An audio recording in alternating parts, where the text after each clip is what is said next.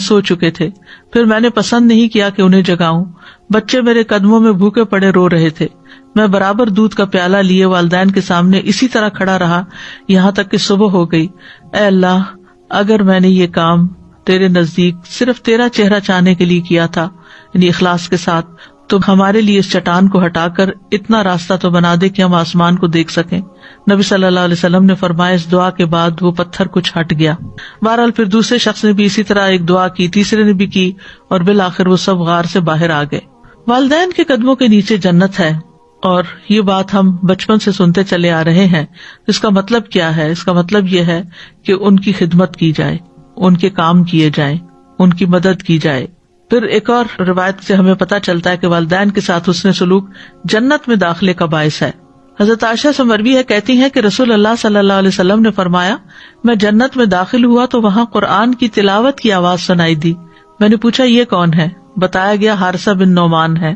رسول اللہ صلی اللہ علیہ وسلم نے ان سے کہا یہی نیکی ہے، یہی نیکی ہے. اور حارثہ بن نعمان اپنی والدہ کے ساتھ بہت زیادہ حسن سلوک کرنے والے تھے کہ اللہ تعالیٰ نے نبی صلی اللہ علیہ وسلم کو جنت میں انہیں دکھایا، اور وہ جنت میں قرآن پڑھ رہے ہیں، یعنی کتنا بلند مقام ہے. پھر اسی طرح اویس کرنی کے بارے میں تو آپ سب جانتے ہیں، ان کا بھی کچھ واقعہ اپنی والدہ کے ساتھ حسن سلوک کا یوں ہے. اسیر بن جابر روایت کرتے ہیں کہ عمر بن خطاب کے پاس جب اہل یمن میں سے کوئی جہاد والے دستے آتے تو وہ ان سے پوچھتے تم میں اویس بن عامر بھی ہیں؟ یہاں تک کہ وہ اویس کے پاس آئے اور کہا آپ اویس بن عامر ہیں؟ انہوں نے کہا ہاں. پوچھا کیا آپ مراد قبیلے سے ہیں؟ اس کے بعد قرن کی شاخ سے ہیں، اسی لیے قرنی کہا جاتا ہے نا ان کو. انہوں نے کہا ہاں. کہا کیا آپ کو برس کی بیماری تھی پھر ٹھیک ہو گئے؟ بس 1 درہم برابر جگہ رہ گئی؟ کہا ہاں. پوچھا آپ کی والدہ ہیں؟ کہا ہاں. عمر نے کہا میں نے رسول اللہ صلی اللہ علیہ وسلم کو فرماتے ہوئے سنا تمہارے پاس اہل یمن کے دستوں میں، یعنی کہ فوجیوں کے جو گروپس ہیں، ان کے ہمراہ اویس بن عامر آئے گا. وہ قبیلہ مراد پھر شاخ کرن سے ہوگا. اسے برس کی بیماری تھی جو 1 درہم جگہ چھوڑ کر ساری ٹھیک ہو گئی ہے. اس کی والدہ ہے، وہ اس کے ساتھ نیکی کرنے والا ہے. اگر وہ اللہ پر کسی کام کی قسم کھا لے تو وہ اسے پورا کر دے گا. یعنی وہ اللہ کا اتنا قریب ہے کہ اگر وہ اللہ سے کوئی دعا کرے یا اللہ پہ قسم ڈال دے کہ یہ میرا کام ضرور کرنا ہے، یہ میری دعا ضرور قبول کرنی ہے، تو اللہ تعالیٰ اس کو پورا کر دے گا. اگر تم یہ کر سکو گے کہ وہ تمہارے لیے بخشش کی دعا کرے تو یہ درخواست کر لینا. عمر نے کہا پس آپ میرے لیے بخشش کی دعا کریں. تو انہوں نے ان کے لیے بخشش کی دعا کی. حالانکہ یہ اپنی والدہ کی خدمت کی وجہ سے نبی صلی اللہ علیہ وسلم کی خدمت میں حاضر نہیں ہو سکے تھے. عمر رضی اللہ عنہ نے پوچھا آپ کہاں جانا چاہتے ہیں؟ انہوں نے کہا کوفہ میں. انہوں نے کہا کیا میں آپ کے لیے وہاں کے عامل کو خط نہ لکھ دوں؟ انہوں نے کہا مجھے یہ زیادہ پسند ہے کہ خاک نشین لوگوں میں رہوں، یعنی مجھے کسی گورنر وغیرہ کی سپورٹ نہیں چاہیے. کہتے ہیں جب اگلا سال آیا تو ان کرنیوں کے اشراف میں سے ایک شخص حج پہ آیا. وہ عمر رضی اللہ عنہ سے ملا تو آپ نے اس سے اویس کے بارے میں پوچھا. اس نے کہا میں اسے ایک بوسیدہ گھر اور تھوڑی سی پونجی کے ساتھ چھوڑ کر آیا ہوں. عمر رضی اللہ عنہ نے کہا میں نے رسول اللہ صلی اللہ علیہ وسلم سے سنا آپ فرماتے تھے تمہارے پاس اویس بن عامر یمن کے دستوں کے ہمراہ آئے گا. وہ قبیلہ مراد پھر اس کی شاخ کرن سے، اور اسے برس کی بیماری تھی جو درہم جگہ چھوڑ کر ساری ٹھیک ہو گئی. اس کی بس والدہ ہے جس کا وہ بہت فرما بردار ہے. اگر وہ اللہ پر کسی کام کی قسم کھا لے تو اسے پورا کر دے گا. اگر تمہارے بس میں ہو تو وہ تمہارے لیے مغفرت کی دعا کرے تو دعا کی درخواست کر لینا. وہ شخص اویس کے پاس آیا اور ان سے کہا میرے لیے بخشش کی دعا کر دیجیے. انہوں نے کہا تم ابھی ایک نیک سفر سے آؤ، تم میرے لیے دعا کرو. اس شخص نے پھر کہا میرے لیے بخشش کی دعا کر دیں. انہوں نے کہا تم ابھی ایک نیک سفر سے آئے ہو، تم میرے لیے بخشش کی دعا کرو. پھر اس کا اصرار دیکھا تو پوچھا تم عمر رضی اللہ عنہ سے ملے تھے؟ اس نے کہا ہاں. تو انہوں نے اس کے لیے مغفرت کی دعا کی. پھر لوگ ان کے بارے میں جان گئے تو وہ کسی طرف چلے گئے، یعنی غائب ہو گئے. اسیر نے کہا میں نے انہیں ایک چادر اڑائی تھی. جب بھی کوئی انسان اسے دیکھتا تو پوچھتا اویس کے پاس یہ چادر کہاں سے آئی. یعنی وہ ایسے رہتے تھے کہ ایک اچھی چادر اوڑھنا بھی بڑا حیران کن تھا. تو جہاں والدین کے ساتھ احسان کا فائدہ ہے وہاں والدین سے بدسلوکی کے نقصان بھی ہیں. سب سے پہلی بات یہ کہ والدین کی نافرمانی حرام ہے. نبی صلی اللہ علیہ وسلم نے فرمایا بے شک اللہ نے تم پر ماؤں کی نافرمانی کو حرام قرار دیا ہے. والدین کی نافرمانی کبیرہ گناہوں میں سے ہے. یعنی جب آپ سے کبیرہ گناہوں کا سوال کیا گیا تو آپ نے فرمایا اللہ کے ساتھ کسی کو شریک ٹھہرانا اور ماں باپ کی نافرمانی کرنا. والدین کی نافرمانی کرنے والا ملعون ہے. رسول اللہ صلی اللہ علیہ وسلم نے فرمایا اللہ ایسے شخص پر لعنت کرے جس نے اپنے والدین کی نافرمانی کی یا ان کو گالی دی. والد کو گالی دینا کبیرہ گناہ ہے. عبداللہ ابن عمرو ابن العاص سے روایت ہے، وہ کہتے ہیں کہ اللہ تعالیٰ کے نزدیک کبیرہ گناہوں میں سے یہ ہے کہ آدمی اپنے والد کے لیے گالیوں کا سبب بنے. انسان ایسے برے کام کرے کہ لوگ اس کے باپ کو گالی دیں کہ یہ کس کی اولاد ہے. والدین کے نافرمان کی کسی عبادت کا قبول نہ کیا جانا. ابو امامہ سے روایت ہے رسول اللہ صلی اللہ علیہ وسلم نے فرمایا 3 قسم کے لوگوں کا نہ فرض قبول ہوتا ہے نہ نفل قبول ہوتا ہے: والدین کا نافرمان اور بدسلوک، احسان جتلانے والا، تقدیر کو جھٹلانے والا. پھر اسی طرح والدین کے نافرمان کی محرومی بھی ہے.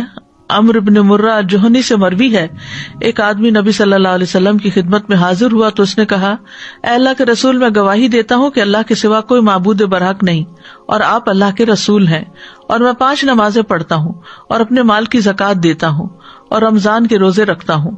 تو نبی صلی اللہ علیہ وسلم نے فرمایا جو اس پر فوت ہوا وہ قیامت کے دن انبیاء، صدیقین، شہداء کے ساتھ اس طرح ہوگا. پھر آپ نے اپنی دونوں انگلیاں گاڑی بشرطے کہ وہ والدین کی نافرمانی نہ کرتا ہو. یعنی جو اپنے فرائض ادا کرے اور اس کے ساتھ والدین کا فرما بردار ہو تو انبیاء، شہداء کے ساتھ ہوگا. پھر والد کی ناراضگی اللہ کی ناراضگی ہے. یعنی اگر کوئی اپنے والد کو ناراض کرتا ہے تو اپنے رب کو ناراض کرتا ہے. نبی صلی اللہ علیہ وسلم نے فرمایا رب کی رضامندی باپ کی رضامندی میں ہے اور رب کی ناراضگی باپ کی ناراضگی میں ہے. والدین کی نافرمانی سے عمر گھٹ جاتی ہے. کعب کہتے ہیں اللہ اس بندے کو بہت جلد ہلاک کر دیتا ہے جو اپنے والدین کا نافرمان ہو جاتا ہے تاکہ اس کو جلدی عذاب دے سکے، اور جب بندہ اپنے والدین کا فرما بردار ہوتا ہے تو اللہ تعالیٰ اس بندے کی عمر بڑھا دیتا ہے تاکہ وہ نیکی اور خیر میں اور بڑھ جائے. والدین کی نافرمانی کرنے سے اپنی اولاد نافرمان ہو جاتی ہے. سلف صالحین میں سے کہتے ہیں کہ جو اپنے والدین کی نافرمانی کرتا ہے اس کی اولاد اس کی نافرمان ہو جاتی ہے. بعض صحابہ کہتے ہیں کہ والدین کے لیے دعا نہ مانگنا اولاد کی زندگی کو تنگ بنا دیتا ہے. یعنی جو بچے اپنے ماں باپ کے لیے دعا نہیں کرتے ان کے بچے ان کو ستاتے ہیں. پھر قبر میں سزا. عوام بن حوشب رضی اللہ عنہ کہتے ہیں ایک دفعہ کسی بستی میں گیا میں، وہاں پڑاؤ کیا. اس کے پاس ایک قبرستان تھا. عصر کی نماز کا وقت ہوا تو وہاں ایک قبر پھٹی. ایک آدمی نمودار ہوا، اس کا سر گدھے کے سر کی طرح تھا اور جسم انسان کے جسم کی طرح. وہ 3 دفعہ ہینگا، پھر قبر اس پر مل گئی. تو گاؤں میں ایک عمر رسیدہ خاتون اون کاٹ رہی تھی. تو ایک عورت نے کہا وہ بوڑھی عورت دیکھ رہے ہو؟ میں نے کہا ہاں. اسے کیا ہے؟ کہا وہ اس کی ماں ہے. میں نے پوچھا اس کا قصہ کیا ہے؟ اس نے بتایا یہ شراب پیتا تھا، جب وہ جانے لگتا تو ماں کہتی اے بیٹے اللہ سے ڈر جاؤ، کب تک تم شراب پیتے رہو گے؟ اس نے کہا تم ایسے ہی ہینگتی رہتی ہو جیسے گدھا ہینگتا ہے. یعنی ماں کے سمجھانے کو گدھے کے ہینگنے سے تعبیر کیا. پھر وہ عصر کے بعد فوت ہو گیا. یہ وہ بندہ ہے جو اپنی قبر سے روزانہ نکلتا ہے، 3 دفعہ ہینگتا ہے، پھر قبر اس پہ مل جاتی. یعنی اتنی رسوائی. پھر والدین کا نافرمان جنت میں داخل نہیں ہوگا. 3 آدمیوں پر اللہ قیامت کے دن نظر رحم نہ فرمائے گا اور ان میں سے سب سے پہلا والدین کا نافرمان ہے. والدین کو پا کر جنت نہ پانے والوں کے لیے وعید ہے. نبی صلی اللہ علیہ وسلم ایک دفعہ ممبر پر چڑھے، پہلی سیڑھی پر قدم رکھا تو فرمایا آمین، دوسری پہ اسی طرح فرمایا آمین، پھر تیسری پر بھی. پھر فرمایا میرے پاس جبریل آئے اور فرمایا اے محمد صلی اللہ علیہ وسلم، جس نے رمضان کا مہینہ پایا پھر اس کی بخشش نہ ہو سکی تو اللہ اس کو اپنی رحمت سے دور کر دے. میں نے کہا آمین. فرمایا جس نے اپنے والدین میں سے دونوں یا کسی ایک کو پایا اور آگ میں داخل ہو گیا تو اللہ اس کو اپنی رحمت سے دور کر دے. میں نے کہا آمین. فرمایا جس کے سامنے آپ کا ذکر آیا اور اس نے آپ پر درود نہیں پڑھا تو اللہ اس کو اپنی رحمت سے دور کر دے. کہیے آمین. میں نے کہا آمین. اب والدین کا جو حقوق ہے وہ کیا ہے، یعنی کس طرح ان کی خدمت کی جائے، کس طرح ان کی مدد کی جائے. نمبر 1 قول کے ساتھ، یعنی بات کرنے میں قولوا للناس حسنا، سب لوگوں کے لیے اچھی طرح بات کرنے کا حکم ہے لیکن خاص طور پر والدین کے ساتھ. پھر فعل عمل کے ساتھ، پھر مال کے ساتھ یعنی والدین پر خرچ کرنا چاہیے. پھر منصب کے ساتھ کہ اگر آپ کے پاس کوئی ایسا عہدہ ہے یا ایسے ریسورسز ہیں خاص کہ جس کی وجہ سے آپ ان کی زندگی میں کوئی سہولت لا سکتے ہیں تو یہ بھی اس میں شامل ہو جاتا ہے. اس کے الٹ 2 چیزیں ہیں، ایک یہ کہ ان کے ساتھ بدسلوکی کی جائے، بدتمیزی بد اخلاقی برتی جائے. دوسرا یہ کہ نہ ان کے ساتھ احسان کیا جائے نہ ہی بدسلوکی کی جائے. یہ دونوں صورتیں والدین کے حق میں کمی کا باعث ہیں. یعنی احسان کرنا تو کیا ہے، قول اور فعل اور مال اور جاہ سب کے ساتھ کیا جائے، اور اگر کوئی نیوٹرل ہے تو یہ بھی حق میں کمی ہے.